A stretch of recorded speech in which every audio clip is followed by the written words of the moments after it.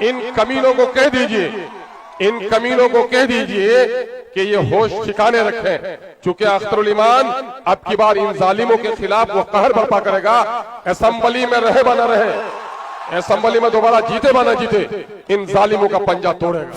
आपसे मेरी गुजारिश है, सिर्फ एक हिम्मत और हौसला पैदा करो, जालिम को जालिम कहना सीख लो, कातिल को कातिल कहना सीख लो, टोकना सीख लो और रिश्वत देकर गवाही देने की हिम्मत कर लो। फिर कोई माई का लाल रिश्वत से तुम्हारे लोगों को परेशान नहीं कर सकेगा। फानूस बनकर जिसकी हिफाजत हवा करे, वो शम्मा क्या बुझे जिसे रोशन खुदा करे। वो 10 बजे हाँ, पप्पू यादव क्या आपने तो पप्पू यादव को कह दिया कि पप्पू जी आपका नाम क्या है? उनका नाम पूरा राजेश रंजन उर्फ पप्पू यादव। अमोल ने बता दिया कि पप्पू यादव राजेश रंजन नहीं बन सके, अभी भी पप्पू ही है आप। यह काम आप लोगों ने करा दिया है। मेरे मुकद्दर में नहीं, अगर मेरी कुव्वत ये होती कि मेरा ये कमजोर बाजू आसमान तक पहुंचता तो मैं आसमान के तारों को नोच डालता, अमोर बैसा के लोगों तुम्हारी कदमों में डाल देता। अगर मेरे अंदर में कुव्वत होती कि दुनिया के सारे चमन से फूलों और कलियों को मैं तोड़ कर लाऊं और तुम्हारे कदमों में डाल दूं, तो खुदा की कसम साहब तुम्हारे एहसान का बदला मैं नहीं चुका सकता हूं। अल्लाह ने एहसान अजीम दिया। शहरों में पलने वाले लोग देहातों में आते हैं तो उनका दम घुटने लगता है, लेकिन न जाने अल्लाह ने किस जिगर का इंसान इसे बनाया है कि ये हैदराबाद में भी सीमांचल पुकारता है। पार्लियामेंट की ठंडी हवाओं में जो अपने इलाके के मसाइल को भूल जाता है, सीमांचल को शख्स नहीं भूल पाता। अभी तकरीबन 10-12 दिन सीमांचल में रहे, यहाँ की फिजा सेहत बस नहीं। और एक साहब कह रहे थे हमारे कि हैदराबादियों के बारे में अगर कहोगे किसी मेहमान ने उनके दस्तरखान का शुक्रिया अदा किया, तो तबरेज भाई ने रात को मुझे सुनाया कि भाई एक मेहमान था हमारे यहाँ, उसको कहा कि भाई देखिए हम लोगों तो पूरी खातिरदारी आपकी नहीं कर सकी। तो उसने कहा कि खातिरदारी, अरे दुनिया में हैदराबाद से बेहतर खाना जन्नत ही में मिल सकता है, उसके अलावा कहीं नहीं मिल सकता। और उस जगह को छोड़कर रूखी सूखी खाकर बैरिस्टर असदुद्दीन अवैसी ने धूल फेंका है। मैं नहीं भूल सकता। इन दलालों को कह दो जो लोग ये कहते हैं कि मेरे चचा ने काम किया। जिस दिन रसेली पुल के पास अवैसी साहब आए थे, जैसे मजनू कभी लैला की तलाश में शहरा में गुम हो गया था, लैला और असदुद्दीन अवैसी भी उस रेत के गोले में गुम हो गया था। लेकिन मैंने देखा कि बैरिस्टर असदुद्दीन अवैसी की पेशानी पे कोई पल नहीं था। अल्लाह तबारक व तआला के नाम से जो बड़ा ही मेहरबान और निहायत रहम वाला है, आज के इस मजलिस से जलसे इजहार तशक्कुर के मेहमान खास, मुक़र्रिर खास, मीर महफिल, वतन अजीज में गरीबों, मजबूरों, नातवा, कमजोरों के की तवाना आवाज जनाबे बैरिस्टर असदुद्दीन अवैसी साहब, मुअज़्ज़ज़ रुकन पार्लियामेंट हैदराबाद व कौमी सदर कुल हिंद मजलिस इत्तेहादुल मुस्लिमीन, इस बहुत ही पुरजोश इनकलाबी जलसे में मौजूद महाराष्ट्र के शेर जनाबे भाई वारिस पठान साहब, भाई अयूब साहब, गायबाना तौर पर इस असेंबली हलके के इंचार्ज तेलंगाना के मुअज़्ज़ज़ रुकन असेंबली जनाबे अहमद बिन अब्दुल्ला बलाला साहब, यूपी से सलमान भाई, फिरोज लाला साहब, जोहरा शेख और उनकी पूरी टीम, पार्टी के जनरल सेक्रेटरी जनाबे आफ्ताब साहब इंजीनियर, पार्टी के तर्जुमान जनाबे आदिल हसन एडवोकेट, 9 मुंतखब मेंबराने असेंबली मुअज़्ज़ज़ जनाबे तौसीफ आलम साहब बहादुरगंज, जनाबे भाई गुलाम सरवर साहब बायसी, जनाबे भाई मुर्शिद आलम साहब जोकी, अजीजी सरवर आलम साहब कोचा धामन, और पार्टी के उम्मीदवार रहे अररिया से जनाबे भाई मंजूर आलम साहब, कस्बा से भाई जनाबे शहनवाज साहब, ढाका से भाई राना रंजीत साहब, ठाकुरगंज से गुलाम हसनैन साहब और किशनगंज से अजीजी शम्स आगाज साहब। साथ ही यहाँ पर मौजूद अमोर और बैसा के बुजुर्गों, नौजवानों, अजीजों, कुलैया वो सुरजापुरी, शेरशाबादी व अंसारी और हिंदू मुस्लिम साथियों, मैं थोड़ी बहुत उर्दू जानता हूँ, उर्दू के अल्फाज जानता हूँ, लेकिन वल्लाह आज मेरे लिए बहुत मुश्किल है कि मैं आपके शुक्रिया के लिए कौन से अल्फाज चुन के लाऊं। ए अमोर बैसा के सरजमीन के लोगों, अक्सर ऐसे मौके से न जाने मेरे दिल में ये क्यों कैफियत पैदा हो जाती है कि आपने मुझ पर वो एहसान अजीम किया है। आपने अमर बैसा की तकदीर और तस्वीर बदलने के लिए पुरानी सारी रवायतों को तोड़ा है, बिरादराना रिश्ते तोड़े हैं, जुमूद और तात्तुल को तोड़ा है और आपने एक तारीखी कारनामा अपनाया है। आपने खून के रिश्तों को नहीं देखा, आपने मस्जिद तोड़ने वालों का आपने मुखालिफत की और खून के रिश्तों से ऊपर उठकर, जात बिरादरी के कुर्बत से ऊपर उठकर, इलाकाई मोहब्बत से ऊपर उठकर वसूलों की बुनियाद पर मजलिस इत्तेहादुल मुस्लिमीन को चुना है और अख्तरुल ईमान को अपना खादिम चुनने का काम किया है।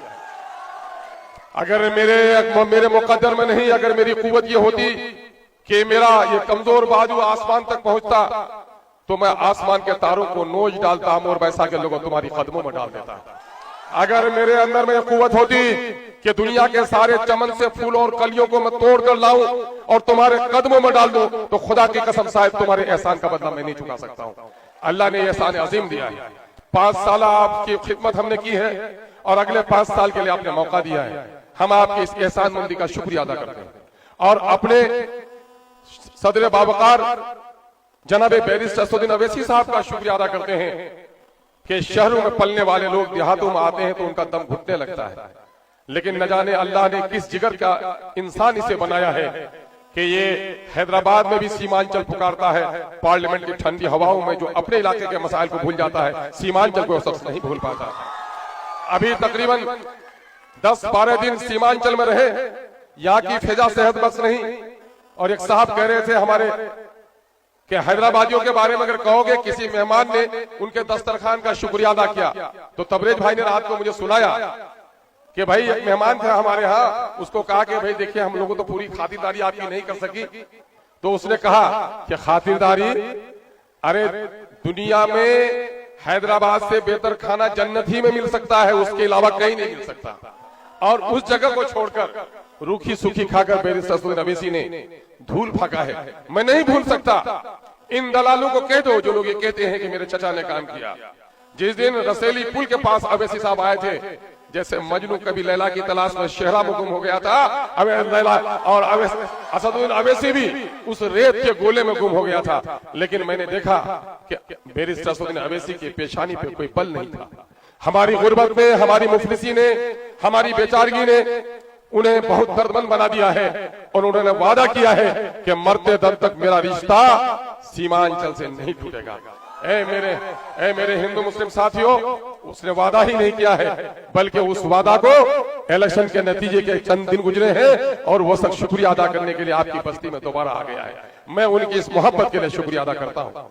हम उम्मीद करते हैं कि आपने जिस एतमाद के साथ MIM को जिताया है, और MIM ने पिछले 5 सालों से नहीं 11 सालों से सीमांचल की वकालत की है, इंशाअल्लाह ये ताकत और आगे बढ़ेगी। अमर बैसा के लोगों, ये अख्तरुल ईमान का कमाल नहीं है, ये मजलिस का कमाल है। मजलिस यहाँ आई तो कल तक पूर्णिया का भी कोई रिपोर्टर यहाँ नहीं आता था, आज दिल्ली का रिपोर्टर आकर अमर बैसा की गलियों में खाक छानता है ना। और अख्तरुल ईमान को हराने के लिए नहीं, मजलिस की आवाज को दबाने के लिए कांग्रेसियों ने किसी नेता को नहीं छोड़ा, नीचे से लेकर टॉप टू बॉटम सारे नेता को यहाँ पर उतार दिया। और ये फिरका परस्त कब्रिस्तानों के दुश्मन लोगों ने बिरादरीवाद का नारा लगाया, लेकिन वाह रे अमर बैसा के लोगों, आपने फानूस बनकर मेरी हिफाजत की। और बरजस्ता ये शेर याद आता है कि फानूस बनकर जिसकी हिफाजत हवा करे, वो शम्मा क्या बुझे जिसे रोशन खुदा करे। अल्लाह तबारक तआला का बड़ा एहसान अजीम है। मैं नहीं चाहता, यकीनन मैं मिलूंगा दौरान इलेक्शन, मेरे काम पर तो कोई उंगली नहीं उठा सके। हाँ, एक मामला जरूर उठा, वो ब्लॉक का करप्शन है। ब्लॉक का करप्शन है।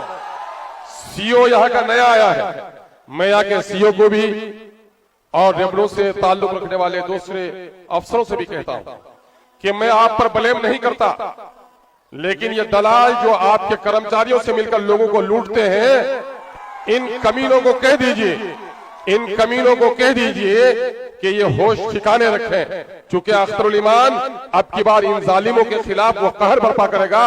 असेंबली में रहे बना रहे, असेंबली में दोबारा जीते बना जीते, इन जालिमों का पंजा तोड़ेगा। लेकिन नौजवानों, हम लोग कभी कभी जज्बाती हो जाते हैं और अक्सर जज्बाती हो जाते हैं। एक बात सुन लो, अमेरिका का हकीम हो, दवा लिख दे, न खाओगे तो फिर दवाइयों का असर नहीं होगा, समझे।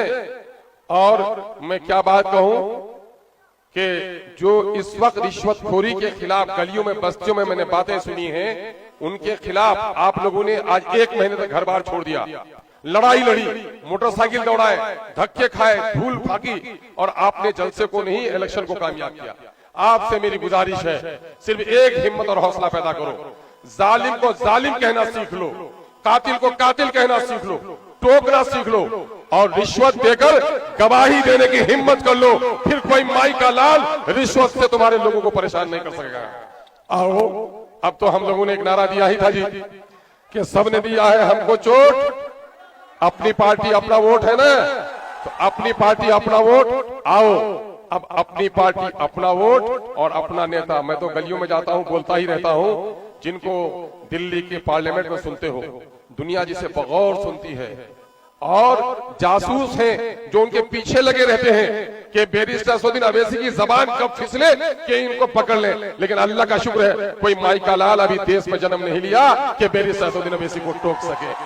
आओ, मैं चूंकि आगे जाना है, और जानते हो कितना दौड़ कर आए हैं, 10 बजे 10:30 बजे उतरे हैं बागडोगरा में, और 1 बजे जुमा पढ़े हैं यहाँ मधेपुर में, जलसा किया वहां से फिर गए हैं बाईसी का जलसा किया, सरवर भाई गुलाम सरवर भाई किया, यहाँ आए हैं। अभी जनाब भाई हाजी इफ्तिखार एसपी साहब जो हमारे पार्टी से रूठ गए थे, अल्लाह का शुक्र है पार्टी को उसने गले लगा लिया है, और कोचा दामन की जीत में उनका बड़ा रोल है। अभी उनके यहाँ बैठेंगे, रात को 10 बजे जाकर बैठेंगे, रात को 10 बजे। हाँ, पप्पू यादव क्या